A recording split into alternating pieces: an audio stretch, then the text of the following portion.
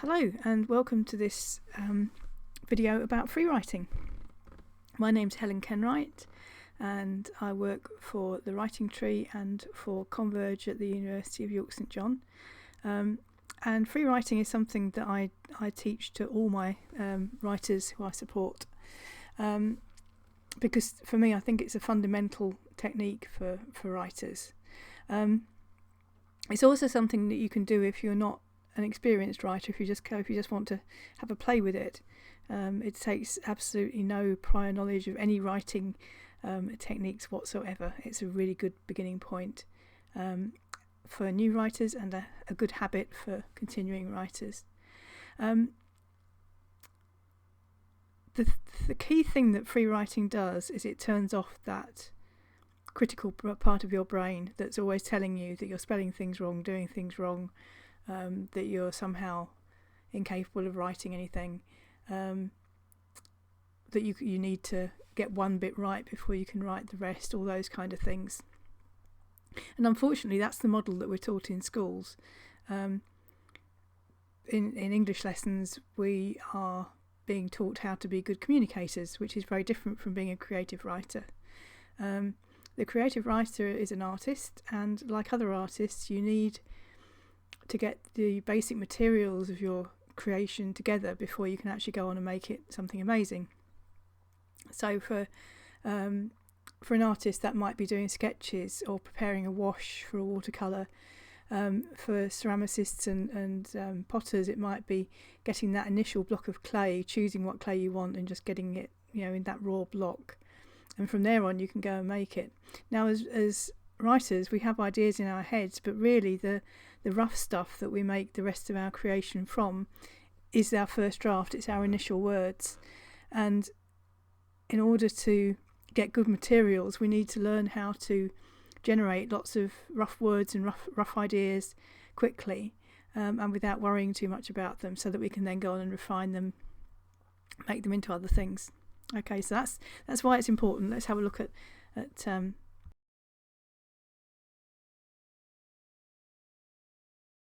how we do it. It's a very simple process. You write without pausing, correcting or censoring. That's really important. No pausing, no correcting, no censoring. You don't worry about your spelling or grammar or whether the writing makes sense. You're just writing, you're just generating words, and through the words, ideas.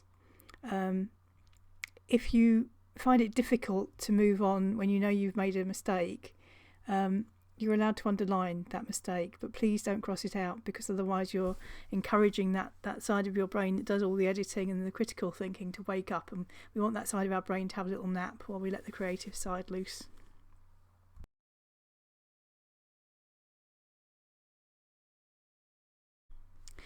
Lots of uses of free writing. You can use it as a warm-up at the start of a writing session. You can generate and capture material and ideas with it. So actually while you're free writing, your imagination will start thinking of things for you to use, and put those on the page for you. You can use it to overcome writer's block. So if you can't think of what you're going to write, you just write anything that you can think of. And before you know where you are, you've got some stuff on a page, and it might be rubbish or not good stuff, but at least you've got something there, so you're not blocked anymore.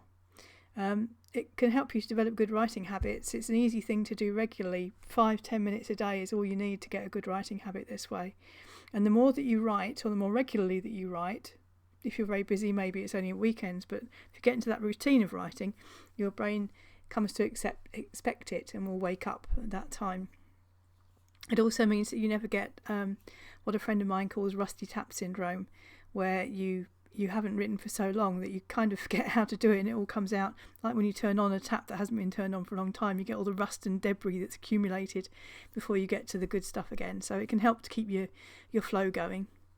And it's really good for catharsis if you're feeling at all stressed or cross, or you've got lots of stuff in your head, you've had a busy day. Just writing out exactly what as it comes out can be a really healthy thing to do. It gets it all out of your head, and then you can close your book, put it away and get on with your life without carrying that stress and anxiety with you.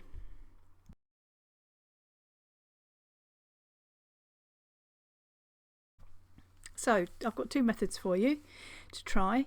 The first one is just to write. So you start with a word, any word at all, and you write it down, and then you write another word next to it, and you go on and write more and more words. You can write in whatever form comes naturally to you. You can write in poetic form or prose, or script if you like. You can just put words wherever you want on the page, and it doesn't actually have to be a page. It could be a post-it note or a series of post-it notes. It could be paper doilies, it could be origami paper, and then you could fold it up and make it into something. It can be on your computer, on your phone, anything at all. All that matters is that you're getting words down. Don't stop, don't correct, and don't censor yourself. Just write what comes into your head. If you do find that you can't think of anything, then just write "I'm stuck," and write "I'm stuck, I'm stuck, I'm stuck" over and over, and eventually what tends to happen is that your mind will get bored of being stuck, and it'll give you something else to write about. Sometimes our brains are a bit like toddlers. They need to be distracted and encouraged to go in a certain way. If you're not comfortable with what you're writing, sometimes you might find you're going into upsetting territory. That's okay, you don't have to keep going. Just take a couple of deep breaths and then start again, either from your original prompt or give yourself a fresh prompt. Or just write down things that you're grateful for or that are to do with your positive well-being, happy memories, that kind of thing. Don't be tempted to just stop writing if it gets upsetting and leaving it. You need to bring yourself back to a more comfortable state of mind. So don't feel that you have to distress yourself just because that's what your mind's giving you. You can very gently nudge it into a happier track if that happens.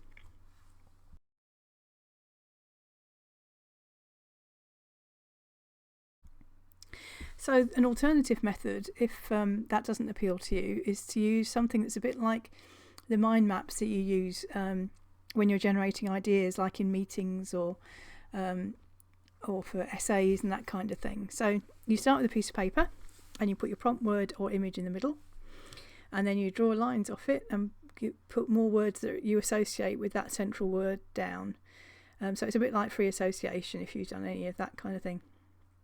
Don't overthink it, just write down whatever comes into your mind and then do the same again for each of those words. So you end up with quite a big page full of words. And then you write a few sentences or paragraphs for any of the words that stand out to you. Let me show you what I mean.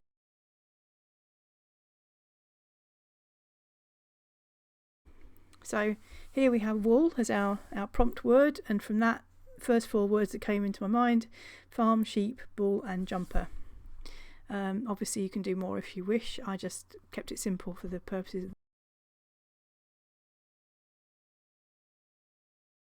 slide. And then from the sheep I thought herd, dreams, bar and fluffy. They don't have to be real words, by the way, because this is free writing, so you can make up words if it expresses what you're thinking, that's fine. And you can also encapsulate sounds. So of those 4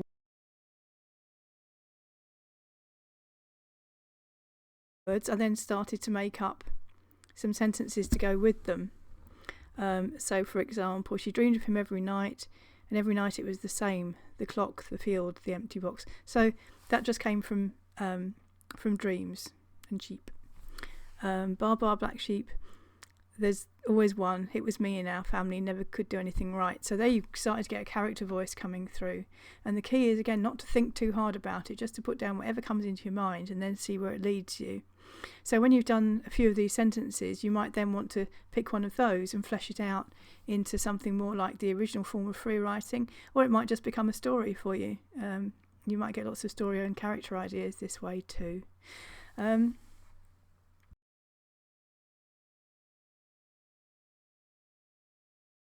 So that's free writing. Try and make it a daily or weekly habit. Set a timer for a specific time period, especially if it's a bit new to you. I would suggest starting with 5 minutes and then increase by 1 minute up to 10 if you're a bit worried about running out of time. And then maybe 10 or 15 minutes as a habit is a really good one, but you'll find whatever time suits you best. Some people like to count it by pages, so they might do maybe one page or 3 pages a day. whichever suits you better. You can either come back and look at it for ideas later. So I would say don't read your free writing back straight away. Put it in a drawer for at least a few days. But at some point you might like to come back. I tend to keep my free writing in a specific book, and then if I'm looking for new story ideas, I can just flick through it, look at some of the earlier entries and see if there's anything there that I want to develop. But you don't have to do that. You can just write it and leave it. Some people write it and delete it even when they're done. I wouldn't recommend that, because you never know, and there might be an idea in there you need later. But you certainly don't have to read it back or keep it or do anything with it. That's not the point. The point is to get your mind used to generating creative ideas on paper. And remember that it doesn't have to be good. Your goal is just to keep getting words on the page. Once you've got them there, then if you want to carry on with that piece of writing, well, then you can make something more of it later, and we'll have more videos about that to come.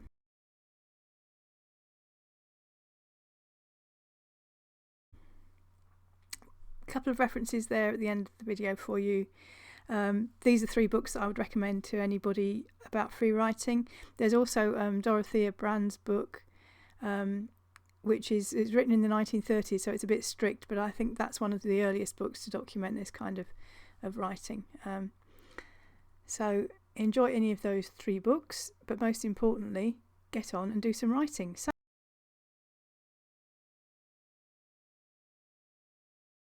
to finish off with, I've given you a picture prompt here at the end of the video.